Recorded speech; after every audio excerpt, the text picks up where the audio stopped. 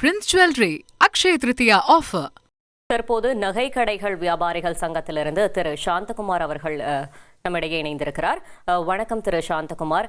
நேத்திக்கு தங்கத்தோட ரேட்டு 2700 சில்லறை ஏறிச்சு. இன்னைக்கு 1600 ரூபாய் குறைஞ்சிருக்கு சவரனுக்கு. உங்களுடைய கருத்தை சொல்லுங்க.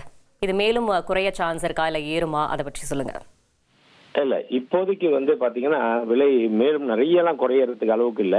சின்ன சின்ன மாற்றங்கள் அப்ஸ் அண்ட் டவுன்ஸ் கொஞ்சம் இருக்கும். பட் ஆனா இதுக்கப்புறம் பாத்தீங்கன்னா விலை கொஞ்சம் அதிகமா ஏறதுக்கு தான் வாய்ப்புகள் இருக்கு.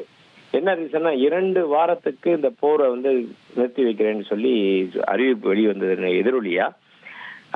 முதலீட்டாளர்கள் எல்லாமே அடுத்த நெக்ஸ்ட் அவங்களுக்கு கெஸ் பண்ணியிருப்பாங்க, நெக்ஸ்ட் ரேலி தங்கத்துல தான் ஓடும், ஆயில் விட இதுதான் ஜாஸ்தின்னு. அதனால இன்வெஸ்டர்ஸ் எல்லாருடைய பார்வை எல்லாமே தங்கத்து பக்கம் தங்கத்துல இதாகும். இதுக்கு நடுவுல ரஷ்யா மே 1 இருந்து கோல்டு எக்ஸ்போர்ட் பண்றத ரெஸ்ட்ரிக்ஷன் பண்ணி சில கட்டுப்பாடுகள் வச்சிருக்காங்க. எப்படின்னா சைனா ஏற்கனவே வெள்ளியை எக்ஸ்போர்ட் பண்றதுக்கு கடுமையான சட்டத்திட்டங்களை கொண்டு எக்ஸ்போர்ட் பண்ணக்கூடாதுன்னு சொன்னாங்களோ, அது போல ரஷ்யா தங்கத்துக்கு அந்த மாதிரி ஒரு ஸ்ட்ராட்டஜி எடுத்திருக்காங்க.